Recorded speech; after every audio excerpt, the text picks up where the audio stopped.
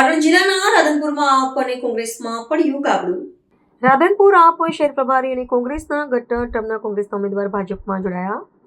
આપ પ્રભારી ગણપત જોશી, પૂર્વ આપ શહેર પ્રમુખ જયંતિ વ્યાસ કોંગ્રેસ ટર્મના 2 ઉમેદવાર ભાજપમાં જોડાયા।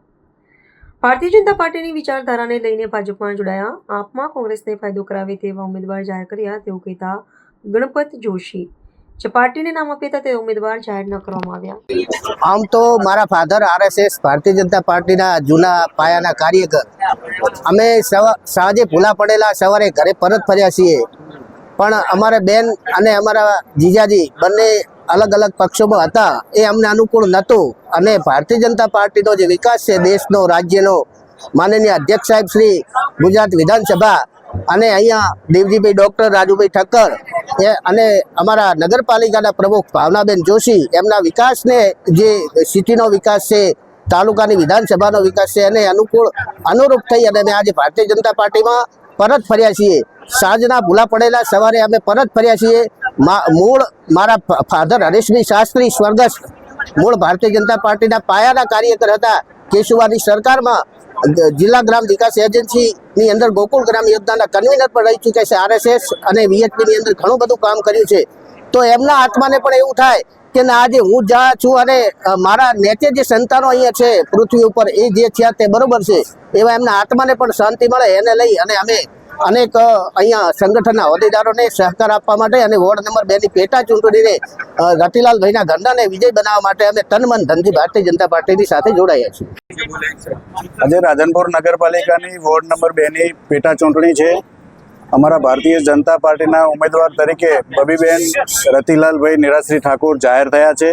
તો અમે ભારતીય જનતા પાર્ટીના રાધનપુર નગરના સૌ કાર્યકર્તાઓ સાથે મળીને આજે ફોર્મ ભરવા જઈ રહ્યા છીએ અને અમારી આ વિકાસની ગાથાને, નરેન્દ્રભાઈની ગાથાને આગળ વધારવા માટે આમ આદમી પાર્ટીના સૌ કાર્યકર્તાઓ, જ્યોતિબેન, ગણપતભાઈ, અલ્પેશભાઈ, જયંતિભાઈ અને એમને સાથેના તમામ સમર્થકોએ આજે આમ આદમી પાર્ટીને અલવિદા કહીને ભારતીય જનતા પાર્ટીની વિકાસની ધારામાં જોડાયા છે।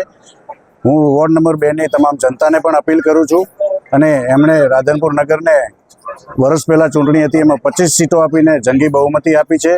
તો એમાં વોર્ડ નંબર 2ના વિકાસ માટે વધારે એક આ કમળ એ ઉમેરીને આપે અને ટોટલ અમારા 26 સભ્યો થાય તેવી તમામ રાધનપુર નગરપાલિકાની જનતાને હું આહવાન કરું છું।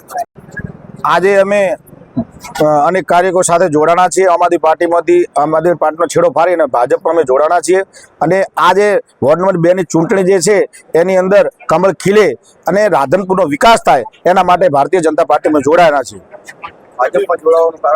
ભાજપનું જોડાવાનું કારણ એક જ મારું કે રાધનપુરનો વિકાસ થાય અને જે આજે ભાજપની ગ્રતાની અંદર જોડાઈને રાધનપુરનો વિકાસ થાય એના અનુસંધાનમાં અમે જોડાણા છે। અમે અમારા જે પૂર્વ પ્રમુખ જયંતિભાઈ વ્યાસ, ધનવંતભાઈ, પછી ઘણા એવા કાર્યકરો સાથે જોડાણા છે।